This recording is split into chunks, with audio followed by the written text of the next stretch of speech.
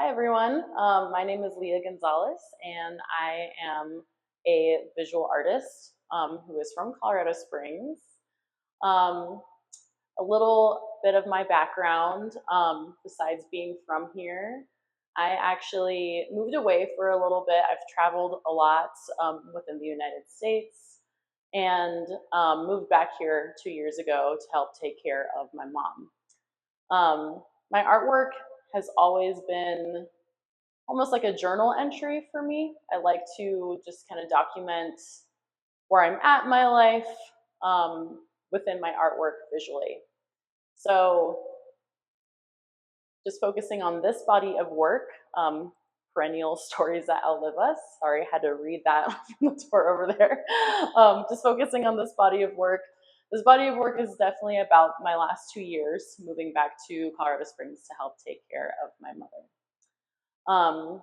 My mom was diagnosed with dementia in 2020, and along with that diagnosis came a lot of ambiguous grief that was felt for me and also a lot of my nuclear family members, as many people, who have loved something tremendously, they know that on the polar end of that is a tremendous amount of grief, and when you are feeling grief, you are not necessarily the best version of yourself.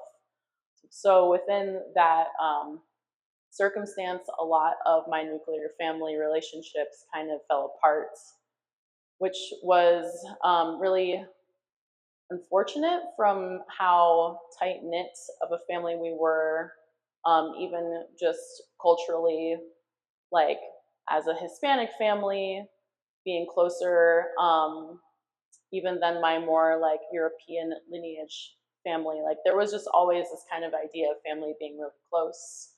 And that was lost within everybody's own personal way of handling the grief surrounding my mom,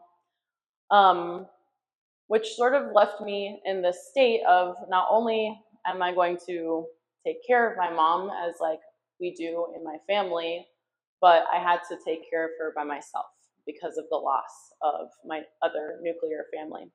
And so all of this is very ambiguous grief as well, which is something that is like really difficult because ambiguous grief is the feeling of losing something, not like a physical thing, but having that thing still in front of you that you can't really access the heart of that anymore. So this work is about kind of that loss, that ambiguous grief. It's about stepping into a role of a matriarch within taking care of my mom. And it's also kind of about having a healthy relationship with death. I think that it can be very humbling to just remind ourselves that we do have an end time on this plane, but within that end time, there's also, in my belief system, another plane that we enter into. So the work isn't really necessarily about dying, it's about recognizing our humility within death and then entering into another part of an existence. So within this body of work behind me, I have a major painting, this big painting that I started in January, and then also accompanied by a lot of like ceramic works as well. I think that the way that this is curated, the strengths of this is that my ceramic works kind of are framing my painting, and the painting as historically acts as a window. We're sort of entering the space, seeing my painting. In every world, we wait for each other. So this being the highlight of the space, this piece involves a lot of different motifs, I guess, that are supposed to symbolize that transition from life to death. We have in the bottom here an upside down goblet. This is a symbol of momento mori, which is a term in like the European tradition of also, again, I think the exact translation is I know that I will die, I think is like the Latin translation of that. The goblet upside down hovering over the water is a symbolism of that water returning back into itself.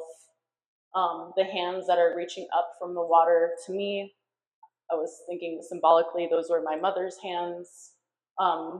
They're actually rendered off my own hands, but they are like very similar hands. So the hands reaching up are kind of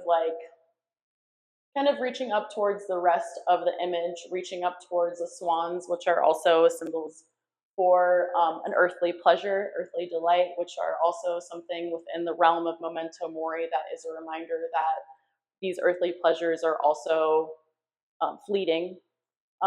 Swans to me symbolize creativity, so that being a pleasure that I base within a lot of like my grief to keep me going is kind of a positive symbol there, but of course still fleeting. And then the cattails are from Colorado, so I wanted to reference a lot of this landscape, which is really important to me, being from here, and just having my family being traceable back to the Southwest 1,000 years. There's a lot of indigenous concepts within my work too, so that relationship to the land being a relationship specifically to my identity. And then the alligator head on top of the body is a symbol of kind of where I'm at with this dementia diagnosis that my mom has, is sort of like waiting for her to die. The alligator is known for being really, really still and really, really patient when they hunt. Not native to Colorado, obviously, but still something that I thought symbolically is an animal that represents kind of like where I am with my patience right now. I also think that it's intrinsically queer to put human bodies and animals together. I think that it's kind of talking about this like liminal space of like being not totally identifying as like a normal human, I guess, and having more of like a relationship to nature. So not only is that like an indigenous concept, but I do think that that is also a queer concept. So within this artwork, I also wanted to just acknowledge my queerness as well.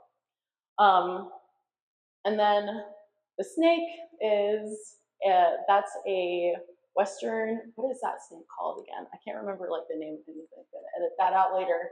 A Western terrestrial garter snake. That's bordering kind of the top of the image, and that is kind of a symbol from more ancient cultures as well. Snakes typically represent the afterlife, because in ancient cultures, when you see a snake kind of disappear into the ground, that is, a connection that people have made into the afterlife. So it's kind of acting as a frame, and of course, beyond the frame, behind the frame is a starscape. And in that starscape, like abstracted columbines, which is the Colorado flower. And again, beyond that landscape, beyond into the starscape, it's kind of talking about us transitioning into stardust. So very existential exhibit, I would say. And then, yeah, the objects that surround those paintings are kind of, I would say, like small echoes of what is inside of the painting, and just more kind of tangible objects that, of course, hold physical flowers. The physical flowers are an important part of this art exhibit because we get to really see how beautiful they are kind of when they're alive and when they're dead. So we can like rejoice these vessels and what they hold. with just that relationship to, I guess, to that organic matter. Thank you for taking the time to listen to my artist talk. Right now, I am working on continuing this body of work. So I hope that maybe within the next year, I'll get to have another opportunity to exhibit this work, both large scale acrylic paintings as well as ceramic work. So thank you for your time, and I hope you get to check it out.